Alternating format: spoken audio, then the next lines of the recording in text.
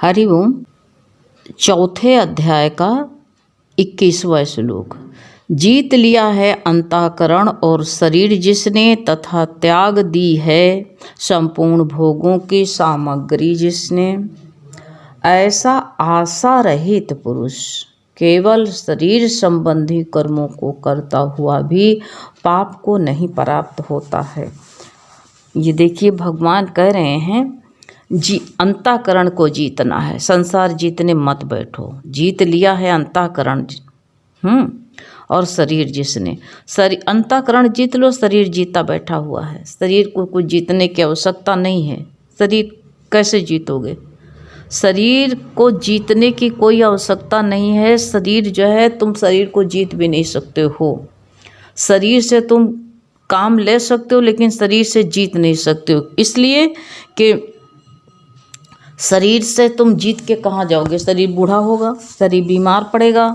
हैं, अंतःकरण को जीतो, जो कि भगवान को अंतःकरण सौंपना है। अंतर से जो है हमेशा जो है, जब अंतःकरण तुम्हारा जो है बस में होगा, जीत लोगे तो शरीर अपने आप ही हैं। और कहा है शरीर जिसने, और तथा त्याग दी है संपूर्ण भोगों की सामग्री। अब जो है भोगों की सामग्री, क्या सामग्री? भोगों के क्या त्यागोगे? भोग जो अपने अंदर बसाए बैठे हुए हैं, वो सामग्री बना के बैठे हुए हैं, वो सामग्री त्याग दो। और संसार का कुछ त्यागने मत बैठो। संसार का कुछ निकालने भी मत जाओ, कुछ बहाने भी मत जाओ। संसार में जो कुछ है तो का हमारा ही है। सबकी भाग्य है उसमें। संसार हमारा है। संसार भी तो हमारा नहीं है। संसार भी हमारा नहीं है, सबका है। इसमें सबका हिस्सा है। तो हम कहते हैं संसार को त्याग देंगे, त्याग देंगे, त्याग देंगे। क्या त्यागोगे संसार को? नहीं, ऐसा मत कहो। संसार को ना त्यागने बैठो, ना ग्रहण करने बैठो। इसमें आए हो तो एक कोने में रहो चुपचाप। सामग्री जो कहा है, त्याग दिया है भोगों की सामग्री जिसने। सामग्री जो है बना के अंदर रखे हुए हैं। मन में कितना विचार बनाते हैं, यही सामग्री है। मन में कितना कितना जो है ख्याल रखते हैं, यही सामग्री है। इसलिए इस सामग्री को जो है त्याग दो।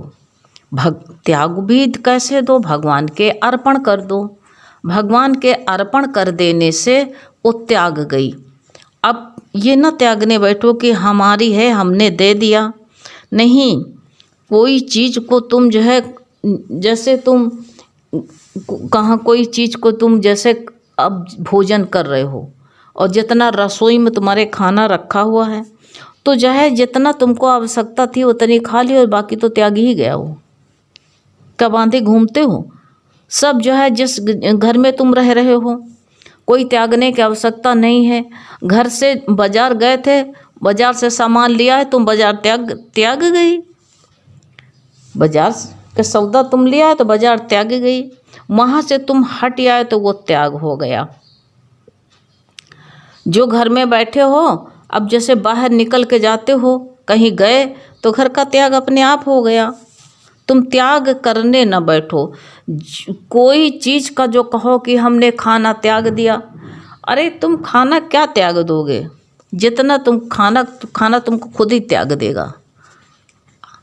खाना तुम त्यागने बैठते हो, खाना आज मत त्यागो न बैठो।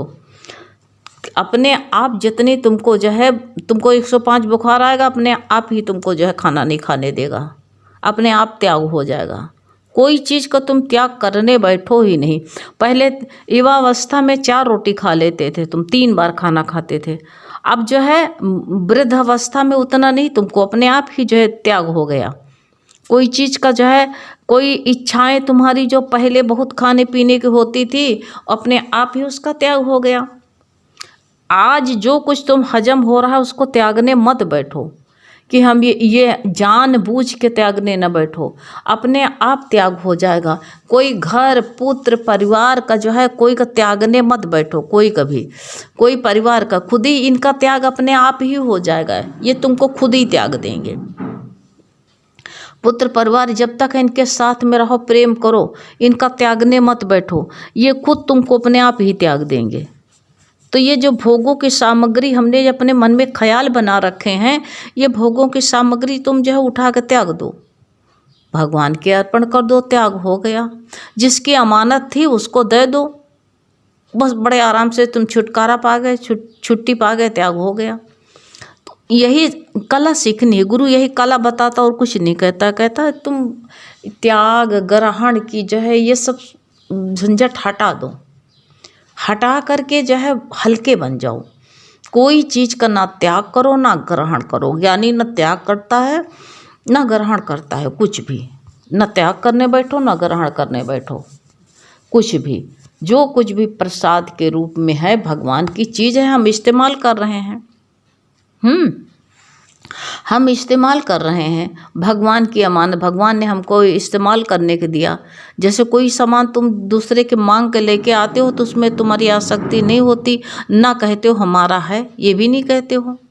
वो ये कहते हो पड़ोसी का है या किसी दूसरे का है, तो उसमें तुम्हारा मन भी नहीं अटकता है, और जो है उसको ले आए तो उसको इस्तेमाल भी कर लिया, जिसकी चीज़ थी वापस करिए तो त्याग भी हो गया उसका।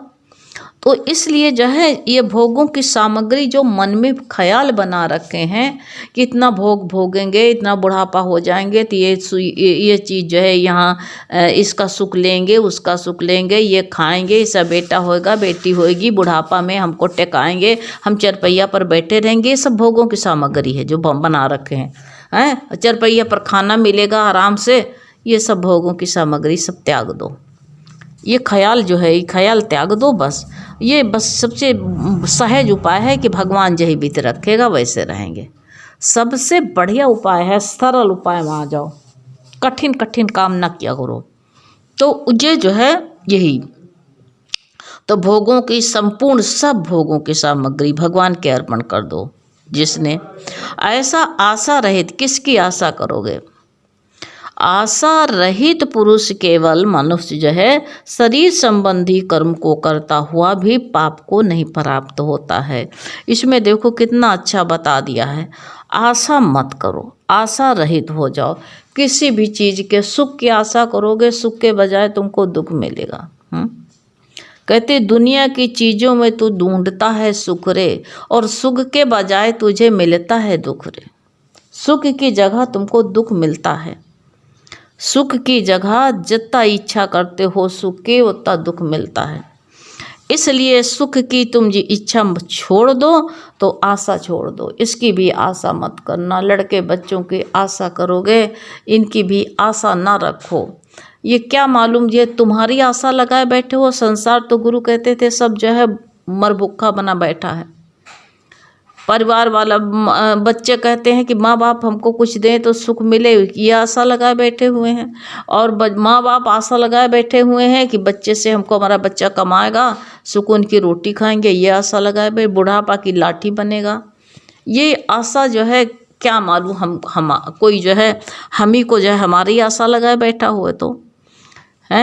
मरें जल्दी से, घर खाली करें, तो जो है घर खाली करने के बाद में और जो है वो इनका जो है जब जात है हम ग्रहण, इससे जो है धन गाड़ी खरीदें, कार खरीदें और इसे ऐश करें, ये आशा लगाए बैठे हुए हैं। इसलिए जो है ये तुम आशा किसी की आशा रहित हो जाओ। आशा एक राम जी की, दूजी आशा छोड़ दे।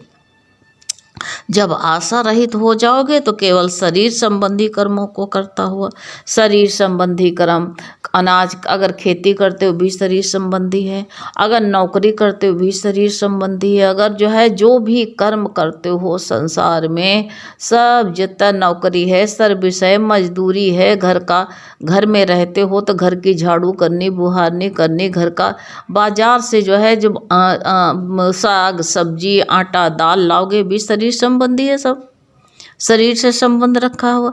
दवा लाने जाते भी शरीर से संबंध है। सब चीज शरीर के संबंधी हैं ये। और शरीर संबंधी कर्म करता हुआ कोई भी कर्म जो शरीर से जुड़ा हुआ है, कोई भी कर्म करता हुआ इंसान पाप को नहीं प्राप्त होता है। जो शरीर की आवश्यकताएं हैं, घर का भी शरीर संबंधी उसकी भी आवश्यकता है शरीर के लिए। छत नहीं बनाओगे तो जाड़े में ठिठुरोगे, हैं, गर्मी में झुलसोगे, और जो है तुम जो है बरसात में भीगोगे। तो इसलिए घर भी बहुत ज़रूरी की भी आवश्यकता है। ये शरीर संबंधी ये सब हैं। तो शरीर संबंधी कर्मों को, कपड़ा है, बाजार है, सब कुछ तुमको जाना पड़ेगा। शरीर के लिए क्या क्या तुमको इंतजाम करना पड़ेगा। गर्मी में कॉटन के पहनोगे जिससे ईयर पास हो के, और जाड़े में जो है ऐसे कपड़े पहनोगे जिसमें ईयर न जा सके, हैं। तो ऐसे जो है ये बता रहे हैं कि ये शरीर के संबंधी जो का, और फिर जो शरीर के संबंधी जो अगर इस मेहनत नहीं करोगे तो भाई दाम कहाँ से मिलेगा। जब तुमको जो है कोई द्रव्य नहीं रहेगा तो ये सामान भी कैसे लोगे, उसको भी नहीं ला सकते हो। तो ये सब शरीर संबंधी कर्मों को करता हुआ भी ये पाप नहीं लगता। जो कहे भाई तुम ज्ञानी हो गए हो, ज्ञानी को ये काम नहीं करना चाहिए, पाप लगेगा, कोई पाप नहीं लगता है। भाई तुम जो है साग सब्जी भी अगर मान लो जो है बाजार से लाओ, चाहे अगर मान लो खेत किसी किसान के है और वो कहे खेत ना तोड़ो, वो तोड़ेगा, नहीं तोड़ेगा तो उसका काम नहीं चलेगा, पाप लगेगा। और किसान से कोई कह दे ये शरीर के पेट भरने के लिए शरीर संबंधी हल ना चलाओ, उसमें जो खेत की जुताई न कराओ, उसमें बहुत से कीड़े रहते मर जाएंगे, तो उसको पाप लगेगा। क्यों पाप लगेगा? अरे हर कर्म, अगर कर्म करोगे तभी भी पाप है, नहीं करोगे तभी भी पाप है, हैं? तुम कर्म करोगे तभी भी पाप। जैसे जो कहो कि गुरु का ज्ञान सुन करके आया, कहा कि अब जो है हम कोई कर्म नहीं करेंगे, हैं, अब जो है हम भक्ति करेंगे, जा करके करेंगे, कर्ता भाव आया, चिमटा लेकर के बैठ गया। गुरु ने कहा कि उसको कर्ता भाव है, चिमटा लेकर के जाकर नदी किनारे बैठ गया। और नदी किनारे एक बगुला आया, और बगुला जो है मछली को पकड़ करके खाने जा रहा था, और वो मछली उसके चोंच में छटपटा रही थी। तो इसने जो चिमटा बहा के मारा, कहा अरे पाप कर रहा है, और वो जो चिमटा उसके पड़ गया तो बगुला भाग गया, मछली पानी में चली गई। तो वो जो है आकाशवाणी होती है कि तुमने आज बड़ा पाप किया है, बहुत बड़ा पाप कर दिया तुमने। एक जीव का कहा पाप बताओ, हमने तो अपने मन में सोचा कि हमने तो जो है पाप किया बहुत बड़ा, अब बचाएं, अगर एक जीव को बचाया है तो पाप कर दिया, इसका पाप कहा तुमको लगेगा। अगर जो है वो बहुत भूखा बगुला था और बगुले को जो है भोजन मिला था, तुमने उसका भोजन छीन लिया, से पाप के भागी तुम बनोगे। अब इनको बड़ा अफसोस हुआ। अब जो है अगली बात कहा, कल से अगर जो है मान लो कि अगर हमको बचाएंगे भी नहीं किसी को। फिर दूसरे दिन बगुला आया, बगुला जो है मछली को पकड़ा, बैठा था पकड़ लिया मछली को, और वो क्या करता था, मछली को दांत से अपने दबा करके उसको अधमरी करके पानी में फिर छोड़ दें। अब अगर वो बेचारी जाने लगे तो उसको चोंच से फिर उसको पकड़ के दांत से उसको कचर कर दे, दांत से दबा दे और अधमरी करके फिर पानी में छोड़ दे। फिर धीरे धीरे जाने लगे, पानी पाए तो हटने की कोशिश करे, फिर यही मछली को उछाले और मछली को जो है खिलवाड़ करे, उसको मारे। तो कहा भाई बचाएंगे नहीं, पाप लगेगा। अब जो है अब गया गुरु के पास में, कहा कि अब देखो हमने आज गुरु, कल हमने जो बचाया था तो पाप लगा था, आज हमने जो है आज नहीं बचाया। बगुला खूब मछली को मार रहा था, हमने बचाया नहीं। तो कहा आज तो महापाप लगा तुमको। तो कहा बचाओ तभी भी पाप है, ना बचाओ तभी भी पाप है। तो कहा देखो उस वक़्त बगुले को जो बचाया था तुमने मछली को, तो उस वक़्त जो बगुले को आहार मिला था और मछली की मृत्यु थी उसी दिन, इसलिए इसको आहार मिला था, तुमने इसके आहार को छीन लिया, इसलिए तुमको पाप लगेगा। और जो है ये आज जो है बगुला का पेट भरा हुआ था, जीव के साथ में बहुत बड़ा अन्याय कर रहा था, और जो है जीव फटफटा रहा था और उसको तड़पा के मार रहा था, ना तो मार ही रहा था ना ही जिंदा रहने दे रहा था। तुमने ऐसा अन्याय देखा और तभी भी उस बगुले उसको बचाया नहीं तुमने। बगुले को मारते चिमटा से भगाते तो उसकी जान बच सकती थी, तुमने बचाया नहीं, ये पाप किया तुमने, हैं। तो कहा अब क्या करें गुरु। तो कहा कर्ता भाव में ना आओ, ना ही जो है किसी को बचाओ, ना ही किसी को मारो। अब तुम कर्ता भाव में ना आओ कि भगवान की लीला चल रही है, भगवान जो कर रहा तो अच्छा कर रहा है। अब इसका मतलब नहीं कि तुम किसी की मदद ही ना करो, मदद भी करना बहुत ज़रूरी है। अब जो कहो तुम मदद किसी की नहीं करेंगे तभी भी गुनाह है। इसलिए कहा गया है मदद ही, सबकी मदद भी करो। और जो है जब जहाँ देखो इतना विवेक भगवान ने दे रखा है कि अगर जो है ज़रूरत है तो कोई की मदद भी तुम कर सकते हो। लेकिन ये नहीं कि हम कर्ता भाव से भगवान तुम्हारी शक्ति से सब हो रहा है ऐसा विचार आ जाए तो तुम मदद भी कर सकते हो। तो और शरीर संबंधी कर्मों को करते रहो, पाप को प्राप्त नहीं होगे। शरीर के लिए भोजन भी लाना पड़ेगा, शरीर के लिए कपड़ा भी, शरीर के लिए अनाज भी, शरीर के लिए दाल सब्जी, जो है जितना शरीर भरण पोषण के लिए सबको तुमको लाना पड़ेगा। इसलिए शरीर संबंधी कर्मों को करता हुआ भी तुम पाप को नहीं प्राप्त होगे। तो इसलिए जो है बताया गया है कि जो है तुम कहो कि हम ये काम करेंगे तो पाप लगेगा, पाप तुमको बिल्कुल नहीं लगेगा, ये सोच लेना।